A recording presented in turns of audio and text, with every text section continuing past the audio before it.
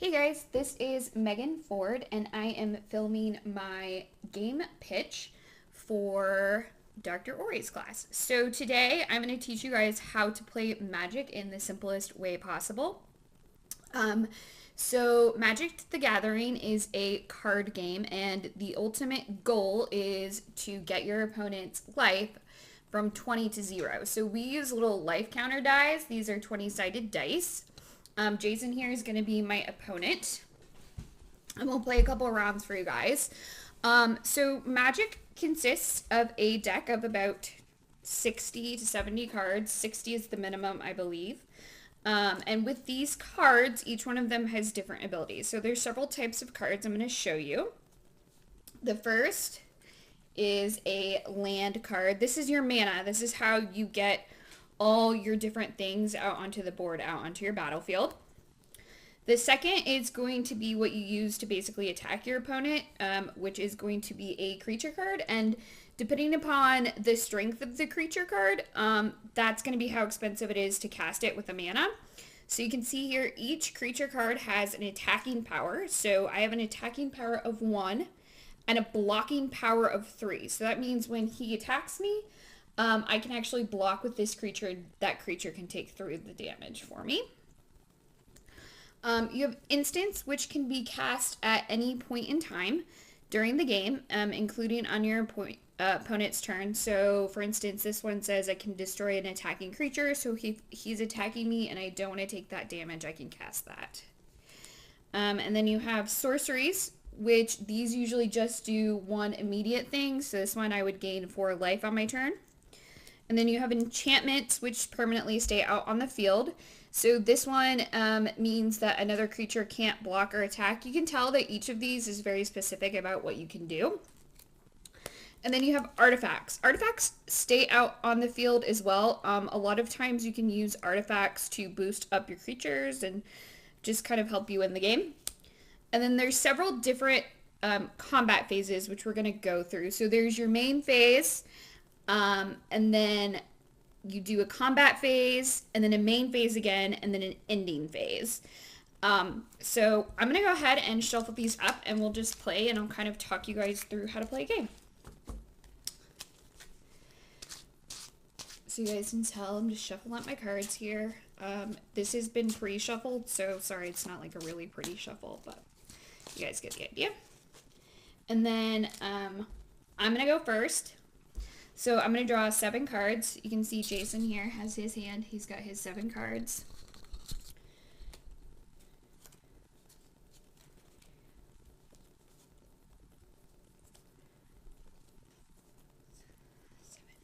All right. So normally this is going to be your hand.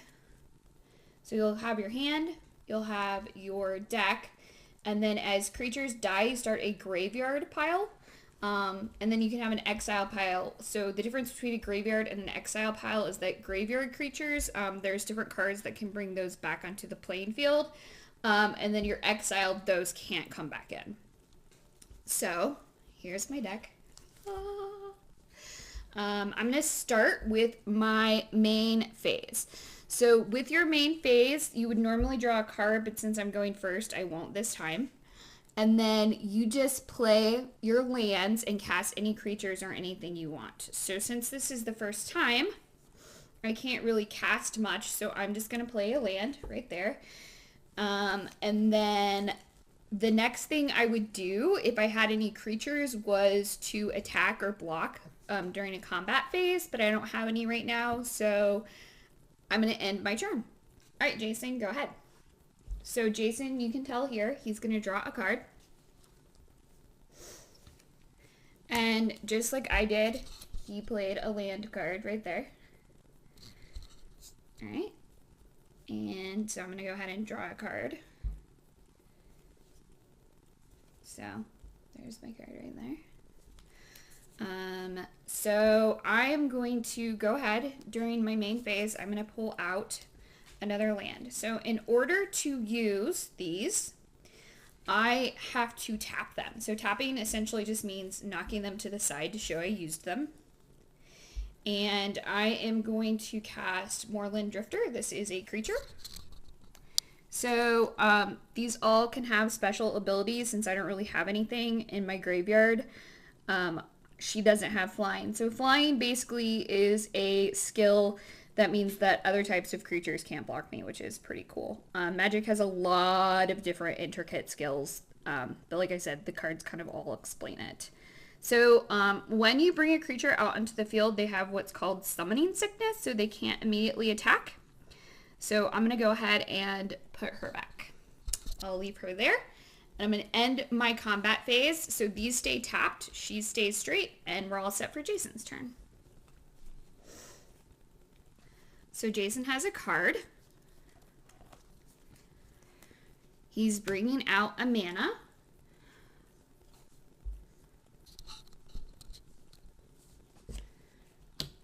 And he's going to bring out a grizzly bear. So at the beginning of each phase, you have an untap phase. So I'm going to untap. I'm going to draw a card. All right, bring out more land. Let's see what I got in here. All right, so we're going to bring out an enchantment.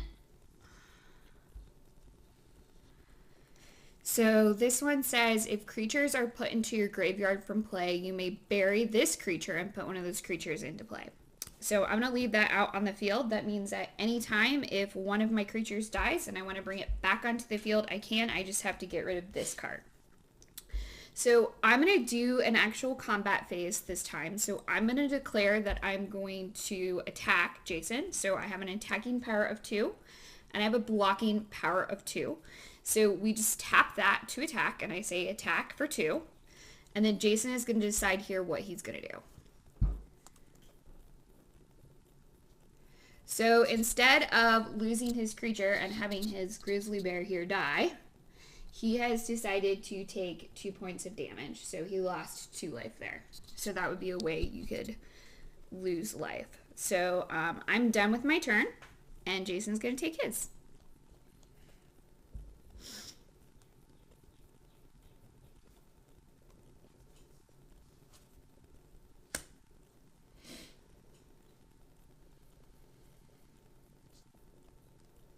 So Jason here just played a land again. You want to play as many lands as possible because that's really the way to get things out onto your battlefield, which is right here. And these are going to be the cards you can use. So Jason just played another creature. And he's going to add, so this is how enchantment cards work. So he's added an enchantment so that this guy is going to actually get, you can tell here it says +1/+1. He's actually going to become a 3/3 creature, and that stays on him unless I can get rid of it, which I can't right now.